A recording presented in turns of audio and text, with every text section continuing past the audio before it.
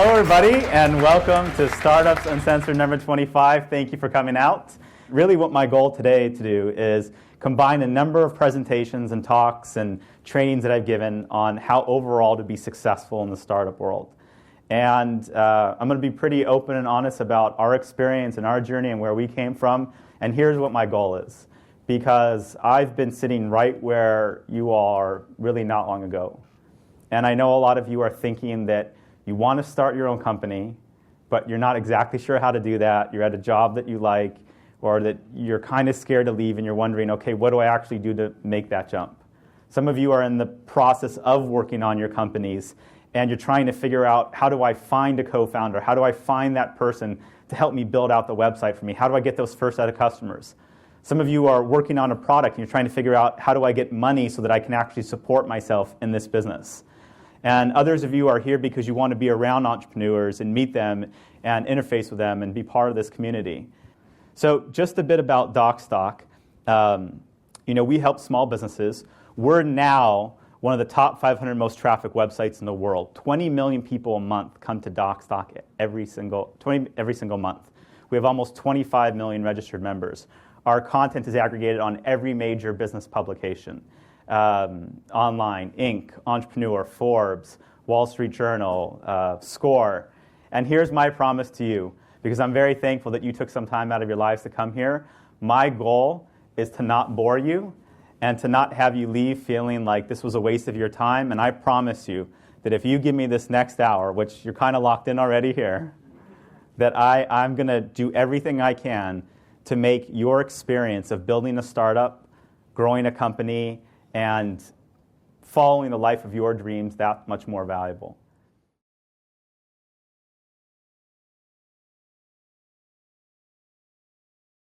So the first lesson strategy for success is around ideation, on ideas.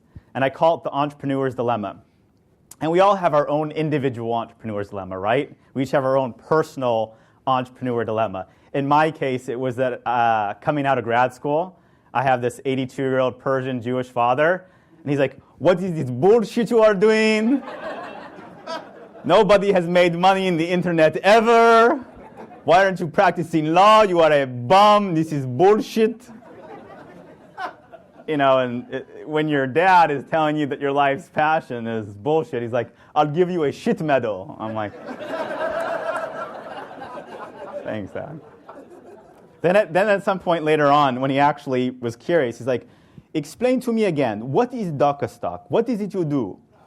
And so finally, after trying to explain it to him probably 20 times, I finally just said, we're kind of like Google. We'll help people find things. So the next day, my crazy 82-year-old dad goes to Temple, and he tells everybody there, my son runs Google. So I'm literally at Coffee Bean a week later. This random old Persian man comes up to me. He says, hello, Jason. You do not know me, but I was at your bris.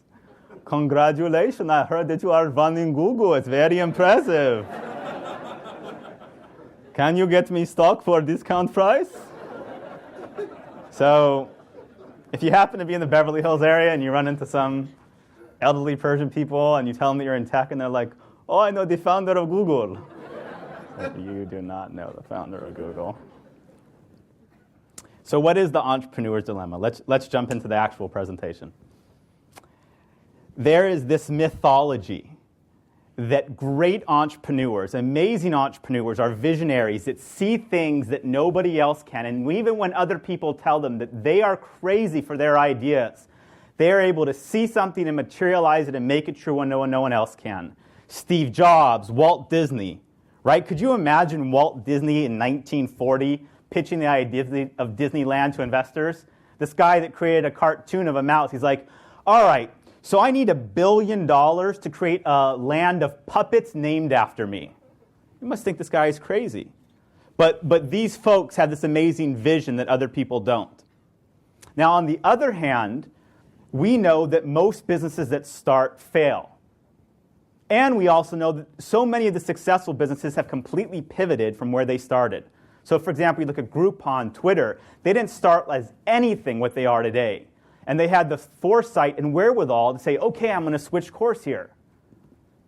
And I know a lot of you have heard people pitch you really dumb business ideas. I mean, just mind-numbingly stupid ones. The things that just, it's hard to even with a straight face be like, oh, that's an okay, decent idea.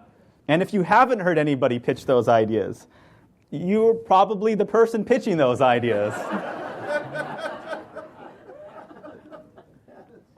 So how do you balance the two? How on the one hand, as entrepreneurs, when we're starting our businesses or we're growing our businesses, do we have this wherewithal and foresight to say, no, I'm going to stay attached and stubborn to this thing that I want to create, versus knowing when to pivot and go in a different direction? That is the entrepreneur's dilemma. It's to know when to stay steadfast versus to make that pivot and take feedback from people that, hey, this isn't going to work. You should change course. Too many other people are doing something like this. You're not going to be able to raise money for it. And the answer to the entrepreneur's dilemma is to stay attached to the problem we're trying to solve, but to be very flexible about the solutions in which to solve it. So even in the absolute craziest, stupid ideas that I have ever heard, what I tend to always pull out is there is this kernel of a problem that somebody's trying to solve that's an important problem. It's a problem that should be solved, hasn't been solved. There's an opportunity for it. There is a business there. That is what we need to stay attached to. But what our egos get too caught up in is, hey, here's a solution I have. I created these mocks. I hired a team. I'm doing this thing. And people tell us, no, I don't think this is going to work. And our ego won't let us listen. Our ego won't let other people tell us that we should make a course correct. What we should have an ego about is the problem we're trying to solve, because most of the time, you all are identifying great, important problems to be solved. But a lot of the times, you're coming up with dumb, shitty solutions. And I know you are, because I do. I come up with dumb, shitty solutions for important problems to solve all the time. And it's only through trial and error do I find out which solutions are right.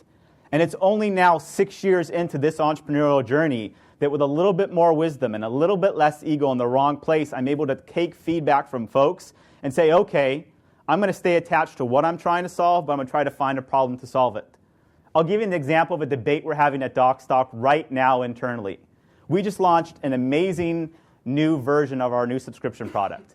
And in that product, we have a feature called Ask. And it was the brainchild of our co-founder, Alon. And the problem that he's trying to solve, that he told me is, hey, Jason, I think that if we have a touch point to our customers where they can talk to us and we can listen to them, that our product will be more valuable and people will stay on as subscribers longer. That is a really important problem to solve. I think he nailed it. We're having a debate, though, whether the execution of what we did actually solves that problem. Did we do it in the right way? Stay attached to the problem you're trying to solve, but be flexible in the solutions. How many of you right now are currently in the process of raising money for companies? All right. I'm going to tell you how you get it done.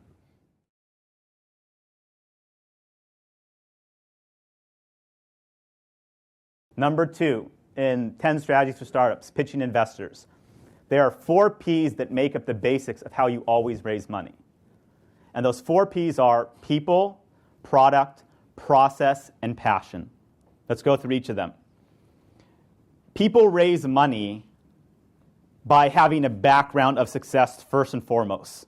There's a reason Brian Lee, the co-founder of LegalZoom and ShoeDazzle, just raised $27 million for The Honest Company. And it's because he's one of the most successful entrepreneurs in town.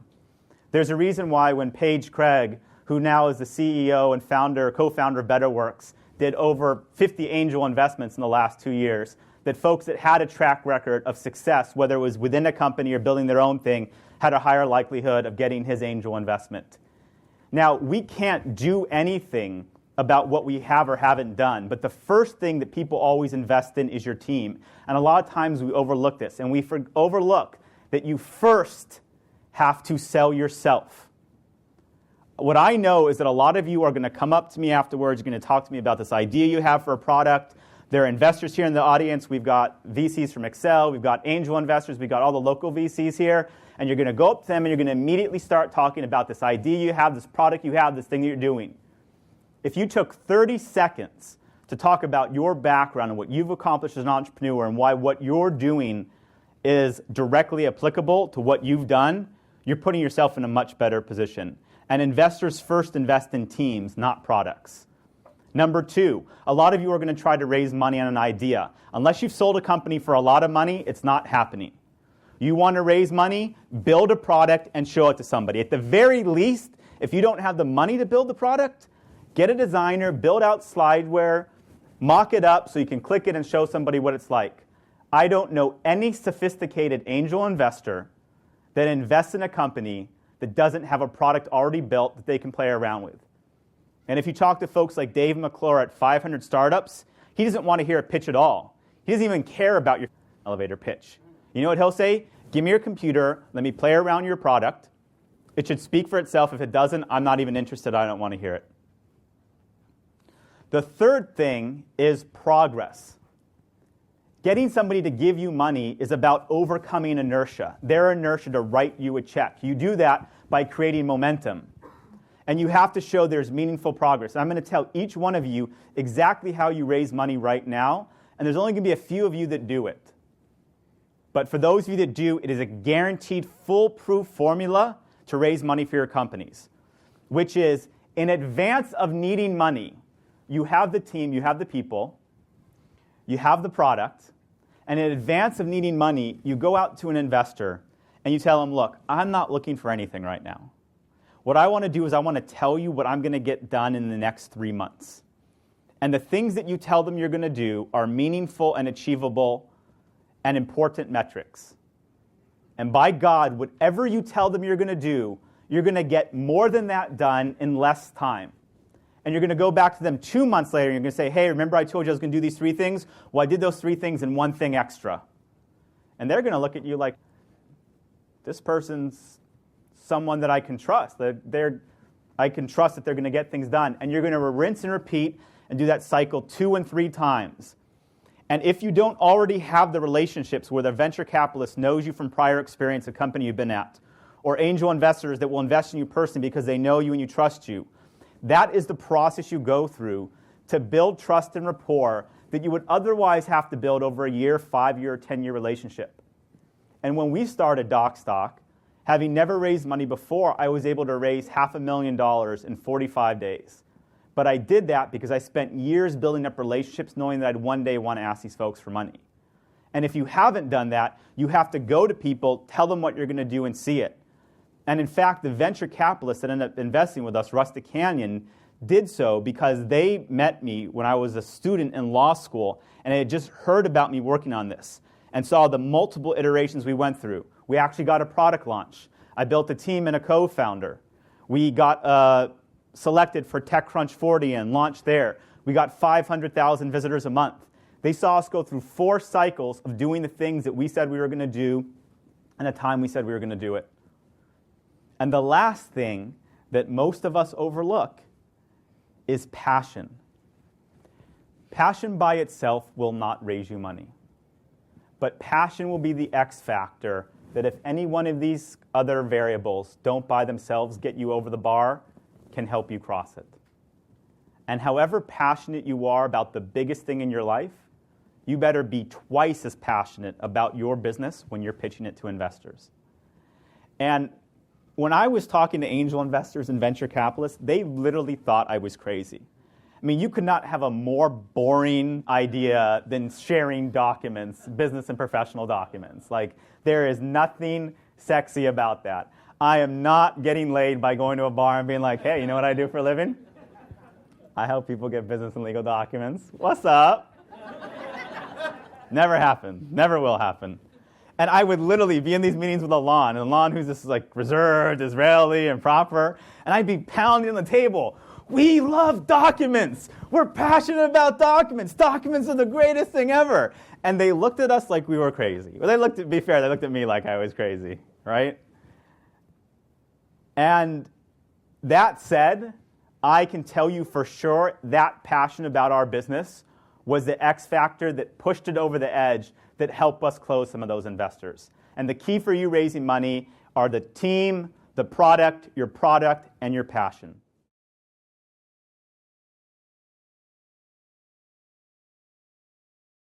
Number 3, okay, at some point you're going to start building a team. And for me, there are 3 golden rules. And this is the exact speech that I have given to every single person that's been hired at Docstoc, and you can ask any one of the 20, 30 of the folks that are here tonight. And I've given this exact speech word for word, which is the following. There are 3 things that we look for at Docstoc, and all of them are mandatory. The first is that you're the best at what you do. And we have a standard of excellence, and it's not just important that you know that you're here with us today in this final interview and being hired because we believe that you're the best at what you do, but that the day that you come into our company, everyone that you work with is going to be the best at what they do. Number 2, no assholes. There are no assholes in Docstoc whatsoever. You could call anybody in the company at 3 in the morning if you're stuck on the side of the road. You could trust them with your ATM PIN card and your social security number. Not that I suggest that you do. And there's not a single bad seed in this entire company. And the third thing is that we work harder than everybody else. If company X next to us is working 10 hours a day, we're going to work 12. If they're working 12, we're going to work 15. If they work 15 every weekday, we're going to work weekends. And those are our ethos. Those are our values. And every employee that comes into Docstoc meets that standard. And what's important as you build your team, whether it's a co-founder, whether it's your first employee, whether it's even contractors, you have to have your own set of standards. And if you want, feel free to take ours, license-free, perpetual, you've got them the rest of your life. But whatever your standards are, you have to stay true to them obsessively and never make exceptions. And what happens is when we're starting out, we will sometimes doubt ourselves. And we'll say, well, I think they've got 2 of the 3 things that I really want. Or I think they've got this, but this little, have you ever, before you started to work with somebody, you just had this little voice inside your head that just very quietly told you, like, this isn't going to work out. I see dead people. I don't think this is going to work out. And you avoid it because you're like, oh, I need to get this thing done. I need to get somebody in here. People gave me money and I have to make progress. It will always come back to you. It will always come back to you. And every time that I've hired somebody, and I had that little inkling in my head that I don't know that they're going to meet our standards, but I want to get them in here, they've never lasted. And it's always been, in the long run, for the detriment as an opportunity cost for the company. And the reason why you tell the people that you're hiring that you hire the best at what they do is because there's a collective consciousness that's set, that day one everybody comes in and feels like they're the best. There's this great story from the New York school system where a principal took a group of teachers and said, hey, you know what we're going to do? We're going to give you a group of C students that, but we're going to tell them that they're A students. And you're such good teachers that we believe that just by telling them they're A students, you can make them exceptional. The teacher said, okay, well, I don't really think that will work, but let's go for it. And all year long, they told those students that they were the most exceptional, brightest, amazing of the entire group. And for sure, those students outperformed all the other students in the class, even though there was nothing distinguishable about them, and they were actually in the middle of the bottom of the pack. And at the end of the year, the principal had a party for the teachers, and the teachers were like, wow, this is so amazing. You know, we told these students they were great, but honestly, like, it must be because we're the best teachers that they actually did really well. And then the principal pulled the teachers aside and said, well, just so you know, you were actually the middle to lower pack of the teachers. And we just told you that you were the best. And there's something very special that happens when you set an expectation of excellence. People will want to live up to it. And if you set an expectation of excellence with excellent people, you create a company that the sum of the parts, the sum of the parts are much greater than the whole.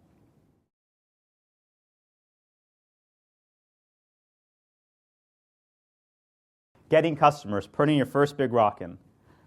This is the kind of stuff that people are like, yeah, I know that I should be doing this, but I'm just not getting around to it.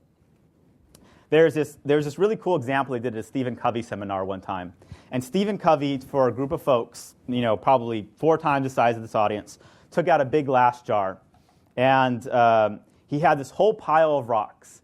And he filled up the glass jar with rocks so that none of these other big rocks could fit in. And he went to the audience and said, hey, can we fit any more rocks in? And everyone's like, no, you can't fit any more rocks. So then he pulled out this bag of granite, and he filled the granite in around the rocks. And he held up the jar, and he said, okay, what about now? Can we fill up the jar even more? And people were like, okay, I guess so. So then he pulled out this bag of sand, and he fills in the sand on top of the granite around the rocks and says, what about now? Do you think we can fill it up even more? People were like, maybe. So he takes out this huge pitcher of water, and he pours the water in with the sand and the granite and the rocks. And then he holds it up, and he asks the audience to say, what do you think this was all about? And someone yelled out, pretty astutely, you can always get more done in your day. You can always squeeze more out of it. He said, no. He said, the point of this was to show you, put your big rocks in first.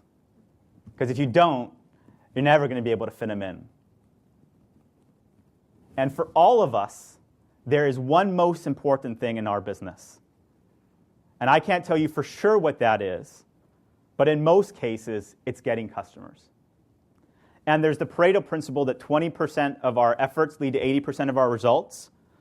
When you're working in a startup, that is not 20-80. That is 199. One thing that you should be doing right now will be leading to 99% of the success that you need to get to the next metric. And I come into work every day, and I write down on a sheet of paper, what's the one most important thing that if I got done today, this week, this month, will make the biggest difference in my company. And I tell every employee in my company, write down the one thing that if you got done today, this week, this month, will make the biggest difference in our company. And then really be honest and congruent with yourself. How much of your time do you spend working on that thing? And in most of our cases, it is very, very little. Very little. And why is it?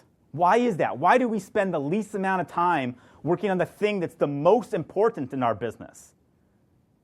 It's because it's fucking hard. It's the hard thing that takes the most effort and energy and takes the most out of us. So you know what we do? We work on a long list of shit to do. We all have these long lists of STDs. And nobody likes STDs, do they? Nobody wants STDs. So what do we want to do? We want to cross these STDs off. We wake up, you're like, I want to get rid of my STDs. STDs suck. And at the end of the day, we have this long list, either on paper or in a computer or in our head, and we've checked off all these things. I got back to my email. I posted on Twitter and Facebook. I organized my desk. I did these errands. And none of that to do makes any difference in your business whatsoever. And the most successful people are obsessed about driving customers. True story, the day that we launched Docstoc, we had 40,000 people come to our website. That's not bad, right? You launch a website, 40,000 people come to it. Alon and I got in a huge freaking fight because I thought that was dog shit and that we should have got 3 times that amount. And he had just pulled like a week's worth of all-nighters to make sure the site would hold. It was amazing. He's like, we got 40,000 people, and we were yelling and screaming at each other in this little street in Beverly Hills. And he's like, what are you talking about? You're crazy. I'm like, that sucks. We could have done so much better. And for the first year of the company, I was obsessed with how to drive traffic. That is all I thought about. That is all I worked on. I was singularly focused. I was like a maniacal, insane person on how to drive traffic to Docstoc. But by the end of the first year, we were already getting 2 million unique visitors a month. And a year later, we were getting 10 million unique visitors a month. And that was the scale we needed to build the business that we have today. That's profitable for over 2 years, has been growing 100% year over year.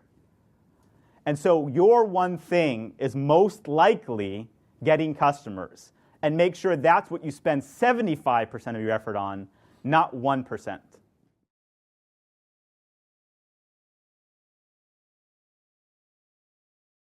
So let's get more specific about this.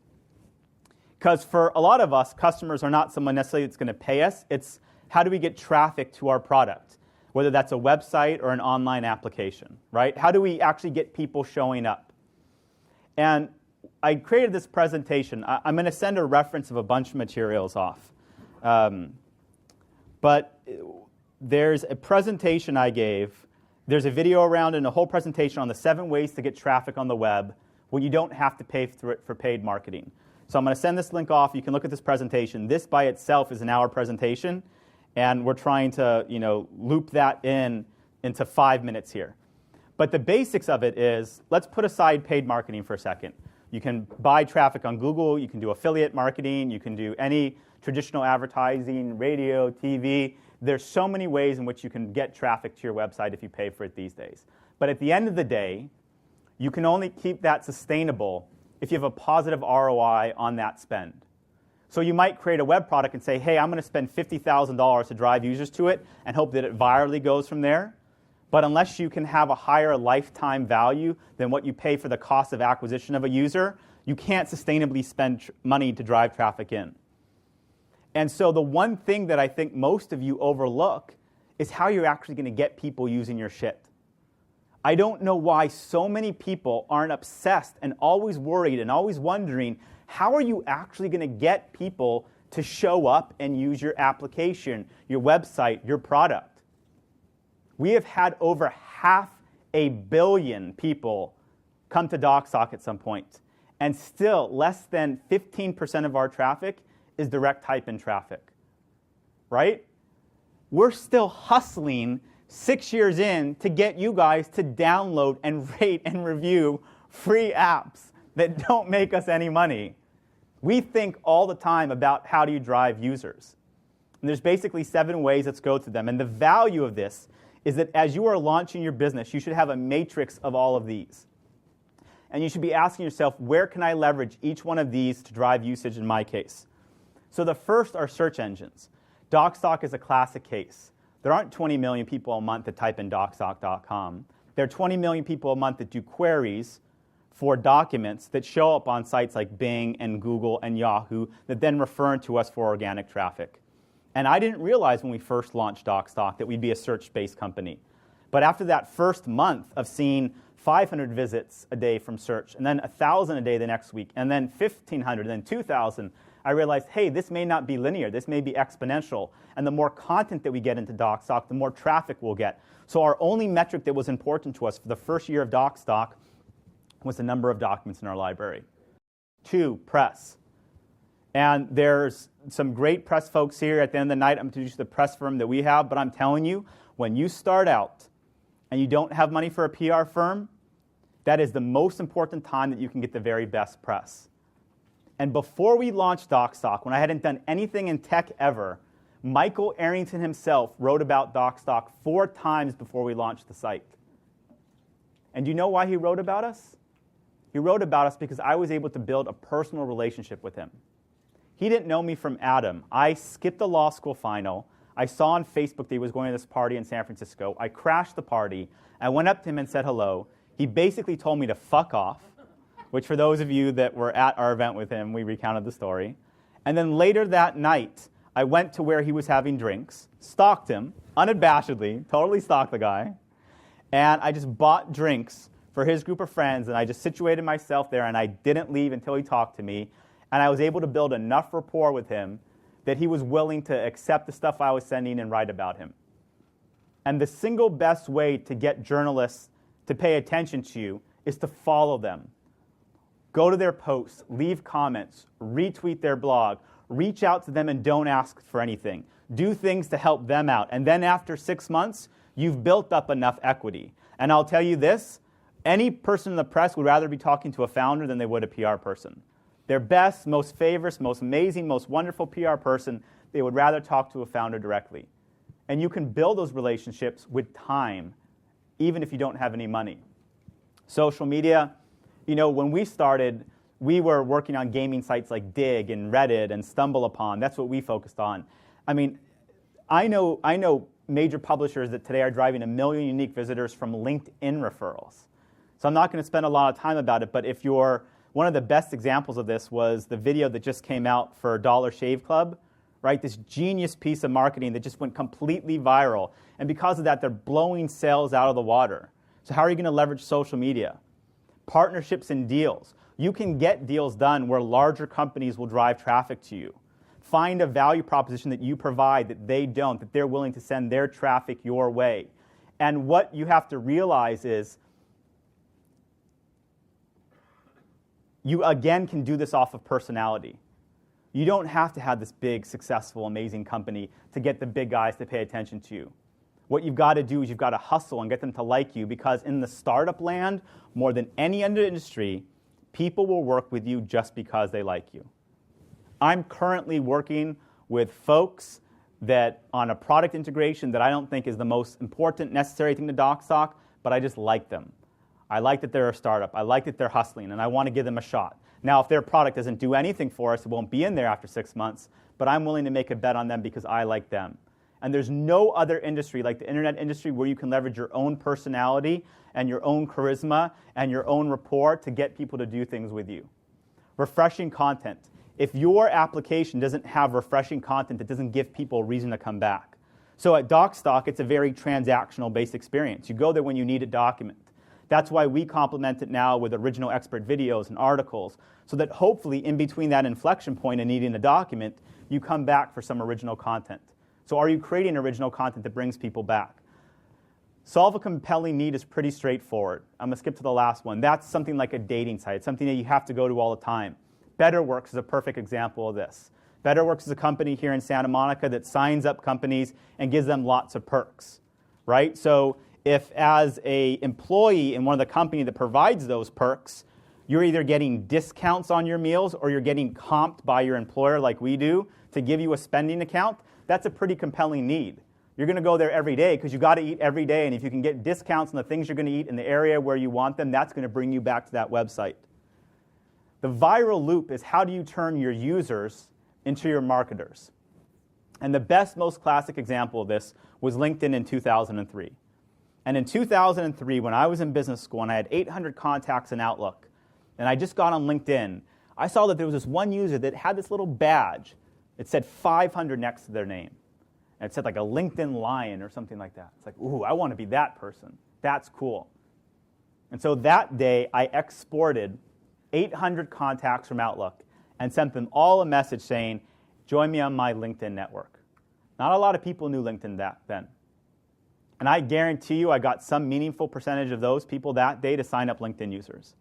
And I guarantee you those people got some meaningful percentage. And I bet you from that one single action, I probably drove tens of thousands of LinkedIn users. And LinkedIn that day turned me into their world's greatest marketer. And the viral loop is how do you get it so that for every user you get, you exponentially get more users. The app that was the, excuse the pun, highlight of South by Southwest is Highlight. It's a mobile app that lets you figure out who is within a very close physical proximity is by you, that's in your Facebook graph and people with likes and interests. And when you sign up for this app, there's this in-between page that says, do you want to send this off to your contacts? And there's this little thing that says, kind of like, easy to miss, select all. And I know at least 4 people that by accident selected this, and it sent a text message to every single person in their contact book. Now, we may find that a little annoying, but I promise you that is the best viral loop in any product you could ever imagine. And the product itself is meant to only be valuable that when you share it with your friends, so it inherently has those viral loops built in. So as we're looking to build out our web applications, our websites, our mobile apps, this is the matrix that we look at. When we want to actually drive traffic, there's a checklist that we have to ask ourselves, how can we leverage every single one of these 7 ways to drive free traffic to our web application?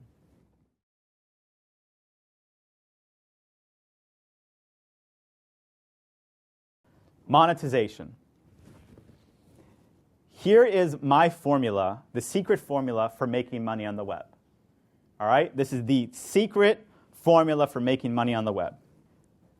How do you get a lot of people to give you a little bit of money for a product or service that has no incremental cost of goods and no distribution costs? All right, so let's go back to the beginning and repeat that. How do you get a lot of people to give you a little bit of money for a product or service that has no incremental cost of goods and no distribution costs. So take a moment, we'll plug Docstoc. Docstoc, people pay us $20 a month. Doesn't work if we have 1,000 customers. We need millions of customers to build a big business. But it's a little bit of money. And we're trying to reach a lot of people. And once the content is either uploaded to Docstoc or we create it, there is no incremental cost of goods. We have no extra cost per that unit of delivery of subscription. And in our case, there's no distribution costs. We don't have to mail anything. You don't get any packages. We don't have any inventory, right? It doesn't exist for us. That's the magic of the internet, is that you can create a business that for a little bit of money, you reach a lot of people, and there's no extra cost per goods, and it's got distribution. The most classic example of that is a movie. When people complain to me about movie prices going up $2, I always just look at them like they're crazy. And it's not because I got a lot of money. It's because I tell people, where else can you get a $200 million product for $15 freaking dollars? You get the whole thing. There's nothing else. There's no other magic. You get the entire $200 million product for $15. And you can keep it the rest of your life if you want. In many of your cases, you're getting it for free illegally, and I don't judge. Don't worry about it. So some of the other key things about monetization. If you are not raising money or you think you're going to have a difficult time raising money, then start charging right away. The mistake a lot of us make is that we build businesses that we're going to have a difficult time charging for, and we're planning to get scale and then try to monetize. That's not an option. If at some point you're not going to be able to work on it because you have to pay yourself, you damn well better start charging for your product day one. Otherwise, the entire venture will fail. If you are raising a lot of money, it gives you the opportunity to scale and then monetize. And at scale, you may be able to make much more money than if you started charging for it right away. Clearly, Facebook can make more money today for getting everybody in the world on it and advertising to everybody in the world than they could have if 2 years ago they said, all right, you've got to pay $20 a month to join Facebook. Which, if they did, they still would have made a shitload of money. But for certain types of businesses, if you get to scale, then you have a better chance to monetize. That was our case at Docstoc. If we started charging day one, we never would have got to a scale where enough people uploaded documents. But even in our case, we were pretty quick to start monetizing once we reached that. Third point, try charging for everything. You are going to be so surprised about what people are actually willing to pay for and how much they are willing to pay. I don't know if you guys are going to pay $5 to come to Startups Uncensored, or 10, or 20, or 100, but I'll test it out. Now, in our case, we don't keep any of that money. We spend it on the facility, the food, on iPads, right? But until you start charging for something, you don't know what it's worth. And until you know that someone's willing to pay for your stuff, you never really know exactly what it's worth. You can make it free afterwards, but so many of us are so reticent in the internet industry to charge for everything. And we think everything should be for free. That is not sustainable. The businesses that even today are getting millions and millions of users, the day that they have to start making money and charging, a lot of them are going to fail. Start early and start charging for everything. And the last thing I'll talk to you about monetization is probably the single best advice I got from one of our investors, Matt Coffin. Matt Coffin started and sold Lower My Bills for over $350 million. And Matt was fanatical about testing lots of different things.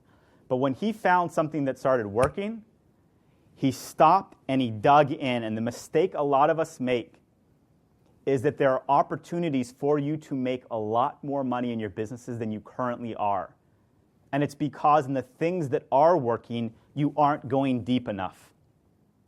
The first month that we ever made $500 in AdSense, the first month, a light bulb went off in my head. And I was like, I see the path of profitability.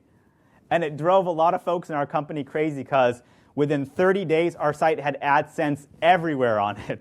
Right? It went from being the site with just a document and social buttons to like AdSense here and AdSense there and ads. But what it did is it got our company to profitability. And 2 years in, we never had to be in a position where we had to raise any more money. That's a pretty good position to be in. I hope that all of you are in that position. And I was fanatical about figuring out how to make every last dime out of AdSense. And I can probably tell you now, I am probably one of the 10 best people in the world you could talk to about how to drive revenue on AdSense on your website. The day that we made our first subscription dollar, we became obsessive about it. And we spent all of 2011 running test after test after test. How do we convert more people? How do we drive more yield? How do we get more value out of them? The mistake a lot of us will make is that you actually find something that starts to work and you glance over it instead of going deep and writing that for as long and as far as you possibly can. And that's how you make monetization work.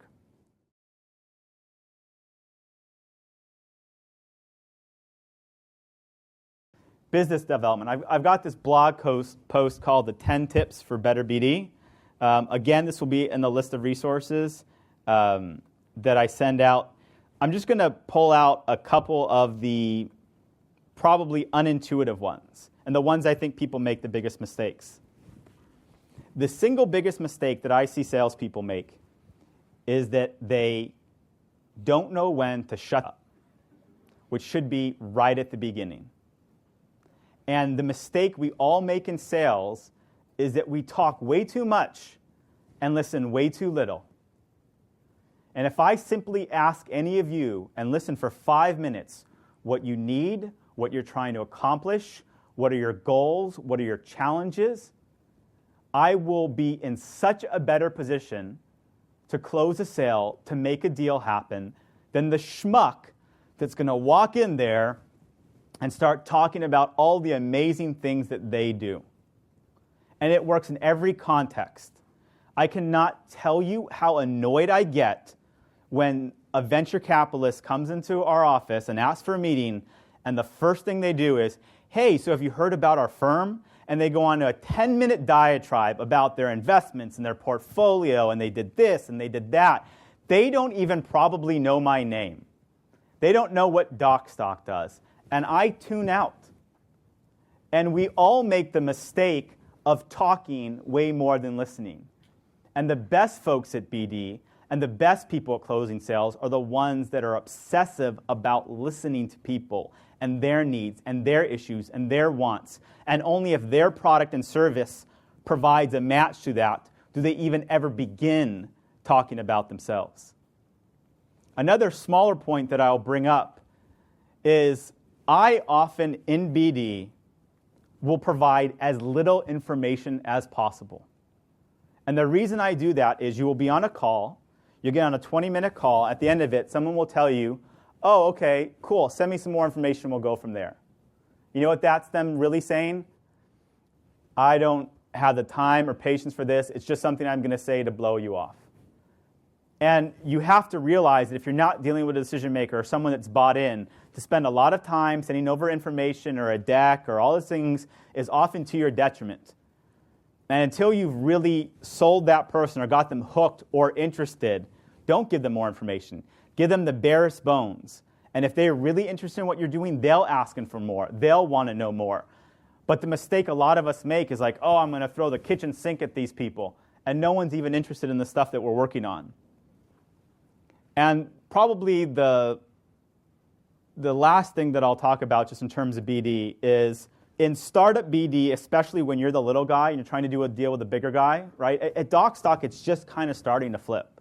Like, it's just starting now that we feel like, okay, we're in a position of leverage. Like, we can say no. Like, lots of people are coming to us. But for the first couple years, it was constantly hustling, constantly asking people bigger and more important and more money than us to do things with us. And what happens is a lot of times those people will actually be willing to do things with you. And many of us aren't persistent enough. And I always tell people in business, you can never be too persistent. And until you get a hard no, and even sometimes afterwards, keep going after it.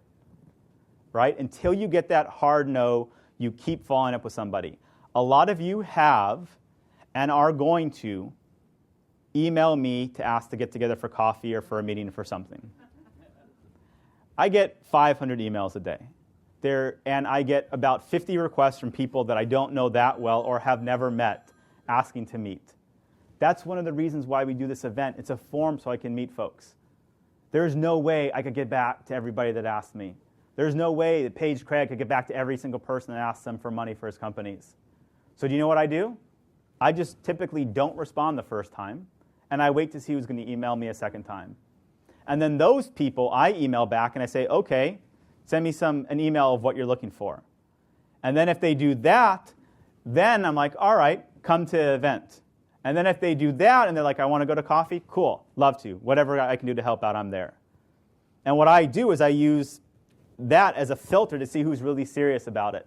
And a lot of us tend to think like, oh, if I reach out to somebody and they don't respond, then that means I shouldn't reach out to them anymore. That's absolutely untrue in business. In business, you keep reaching out to somebody until they give you a hard no or they're willing to meet with you.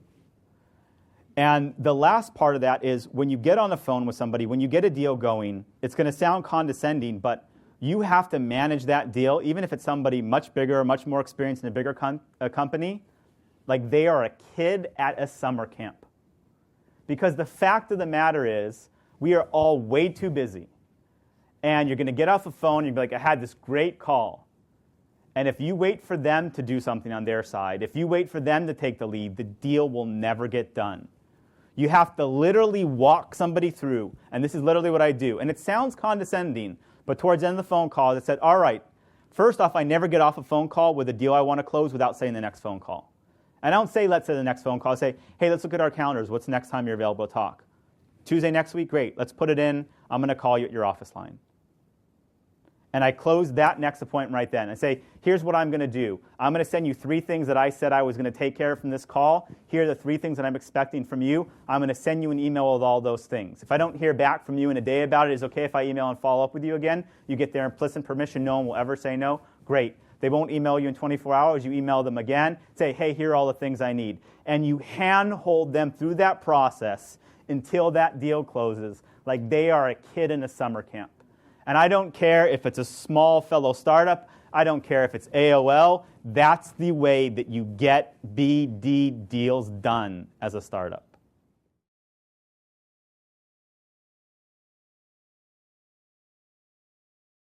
Strategy. I have no misgivings about saying that I have a baseline disdain for anybody that puts strategy somewhere in their title. I am a VP of strategy. I'm a strategic consultant. I'm a strategic social media expert. I don't know what that means. To me, all that matters in a company are results. There's this result you identify, and you need to go after it. And most of the times, you don't need a lot of strategy to figure out what results. You need customers, you need money, you need employee engagement, you need happy customers. There are your results. I don't think you need a lot of strategy for it. What strategy is it's the best way to achieve these set of results. So for me, at least, strategy is a means to an end. It's not a philosophical end in itself. And a lot of times, you got to be careful about the advisors, the board members, the people you bring into your company, because they will be so full of hot air and talking about strategy all the time. And if strategy is not an actual approach to get to a result, for me, it's got no value.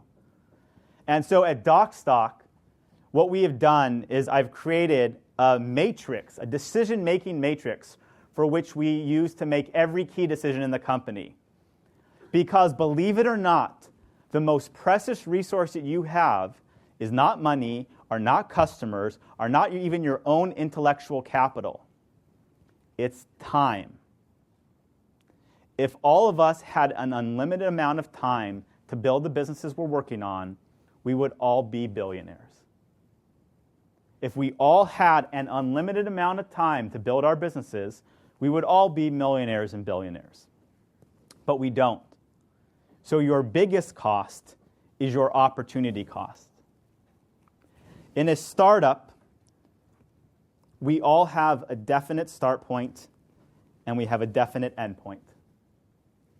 And when we all look back on our lives and our businesses 50 years from now, we will all have had a definite, finite timeline for our business. 100% in everybody's case. We don't know what that timeline is right now, but it's finite. And what you hope is that by the time you get to the end of your timeline, you've helped a lot of people, made a lot of money, and in a lot of our cases had some kind of liquidity event that creates value for the co-founders, the shareholders, and the employees. That's what most of us are in it for. the single biggest variable that increases the likelihood of that final finite point being that positive outcome is the number of iterations you get to make along the way to that point. If the only goal of playing baseball is to hit a home run, and then you win, it's over, and you get an unlimited amount of turns at the swing, if I get 10 swings and you get 5, I am double the likelihood of hitting that home run and having that outcome. That's why working hard is so important. That's why having a team that works harder than everybody else is important, because that extra input of effort gives you more swings at the plate. The other thing that gives you more swings at the plate is being smart about strategy and not screwing up opportunity costs. So how do you make the right business decisions? There are 4 factors to factor in every decision we make at Docstoc. The first is, what's its potential upside? The second is, what's its likelihood of success? The third is, what's the effort involved? And the fourth is it strategic to your core objectives? I know that a lot of you are spending time on things right now that even if they got done and they worked out, wouldn't make any difference for your business. They don't have any meaningful potential upside. There is no big upside to the things that you're working on. If you're spending 50% of your time on closing a client that if you get all done is worth $50,000 for the year, where other opportunity costs could drive 10 times, 20 times as much money, you shouldn't be spending your time there. The second situation is you get the dreamer, right? You get the people, it's like, hey, I'm going to get my product on Oprah. It's going to be huge. Yeah, if you get your product on Oprah, it'll be huge. I'll give you that. That's a big potential upside. Mazel tov. Good luck. Go with God. But what's the likelihood of success that that's going to happen? If the likelihood of success of going after these big efforts are so low, it's not an effort worth doing in the first place. And then a lot of times what we'll do is we'll say, okay, the likelihood of success here is high, the potential upside is big, but what do we all do in startups? We all miscalculate the effort involved. We always do. We're going to get our product launched in 6 months. 2 years later, we're almost there. We're really close. It's like the next week, that product's going to be out. The 2 single biggest things that we misidentify as folks running startups are the likelihood of success of an event and the effort involved. And our challenge is to sharpen our saw to get better at that, so that we know ahead of time that something doesn't have a high likelihood of success or will take a long time, so that we shouldn't go down the road for those efforts. And then finally, you have to complement each one of those with, is this decision strategic? We just had, again, the debate at Docstoc today. We get 20 million unique users a month. Not all those users are small businesses, right? We have people that come for us for other reasons as well, too. We have a personal category of groups of folks. I am sure we could be doing things to make money from those groups of folks. But it's not strategic. It's not core to our mission. It's not core to what's eventually going to help us create a big company or have a liquidity event, which is to amass and help lots of small business users. So even if it had a potential upside, a high likelihood of success, and a relatively acceptable effort involved, it may not be worth it if it's not core to our strategic value. And I can tell you, any time in our company that somebody wants to start a new initiative or go down a road, I have this exact thing on my wall. I have idea paint, right? The whole wall. I've had it there for probably 6 months, and I simply point to this. And I say, can you check off each one of these criteria? And if you can, then go with it. If you can't, reevaluate and come back. And that's our decision-making matrix for every single key strategic decision that we go through.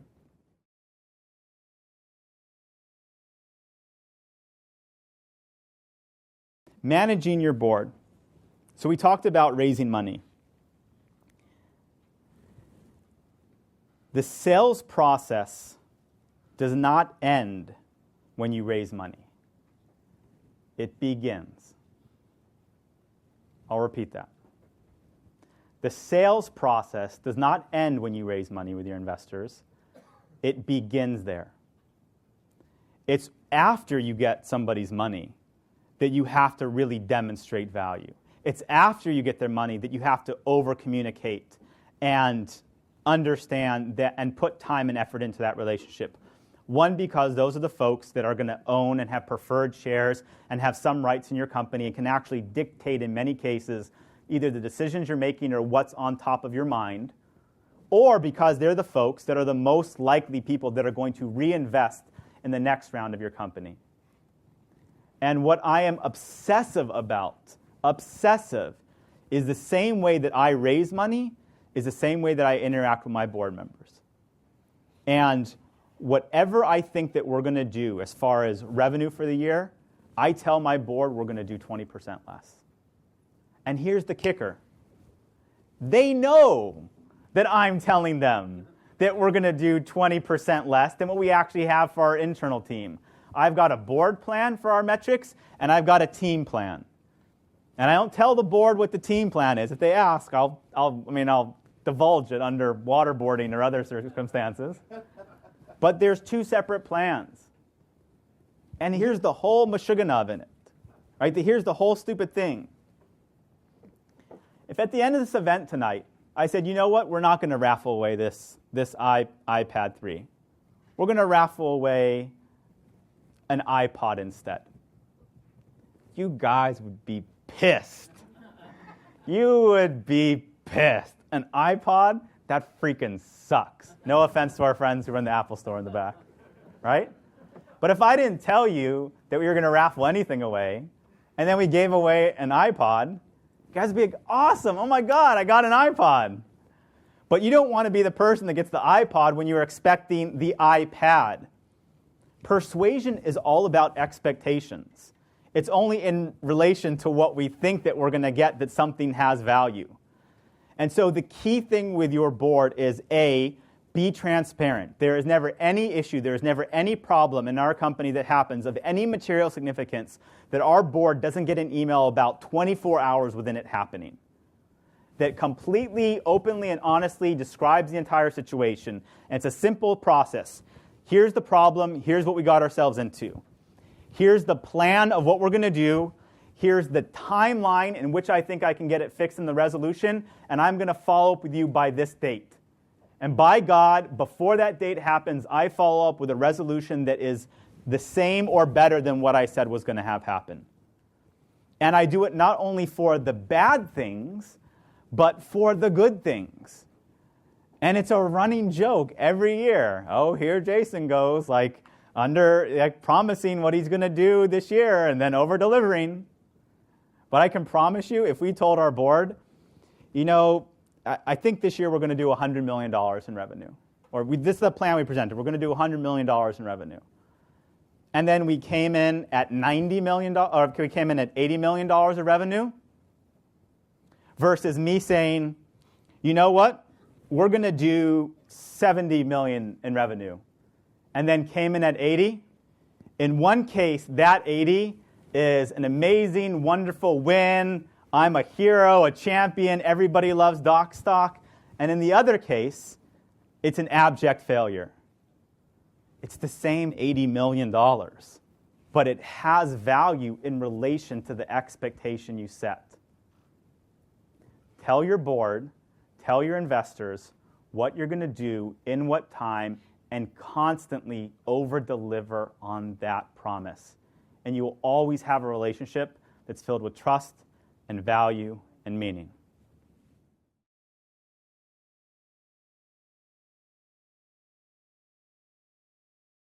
And the last of the 10 strategies for startup success. There was a blog post I wrote, I think 3 years ago now. It's called The Unintended Consequences of Startups. I think this was me when I was 27. That was me when I was, 29. That's my family.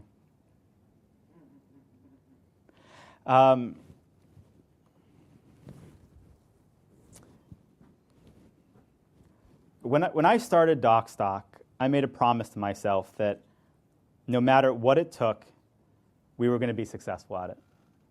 And I just think a lot of people sometimes give themselves an out and make excuses and hedge, and well, if this works out, or if I raise money and if it doesn't work out, and I just couldn't imagine doing something this important that way ever. And Docstoc became, at that moment, completely intertwined with my own identity. And Docstoc as a company failing was the same thing as me as a human being failing. And while I think that has been one of the things that has helped have us some success, it comes with consequences. And startups are hard. And what a lot of people aren't going to tell you, past the, hey, it's a great lifestyle, and you get to make lots of money, and you work on something that you love, and you're engaged, and it's creative, and you're not working for the man. Yes, yes, yes, yes. They don't tell you that you can gain 40 pounds in a year like I did. They don't tell you that you won't see your friends for a year, and that your friends will just stop calling you because they've given up on the fact that you're going to respond to them at all. They don't tell you that in a lot of cases, it'll be almost impossible to create a new relationship or such a strain on your existing relationship that you're by yourself for a long period of time. They don't tell you that you'll neglect your family, and in my case, every single one of my siblings was pissed off with me. And my mom was sick. My mom's basically an invalid. And I wanted to spend all this time with her and help her out, and I wasn't there with my family, and I wasn't dating, and I was horrible at health, and I didn't see my friends, and I was obsessive about Docstoc. For the first 2 years of Docstoc, I was in the office every day for 16 hours a day. My schedule was I got in at 10:30 a.m., and I left every day at about 2:30 to 3 a.m. I did that Monday through Friday.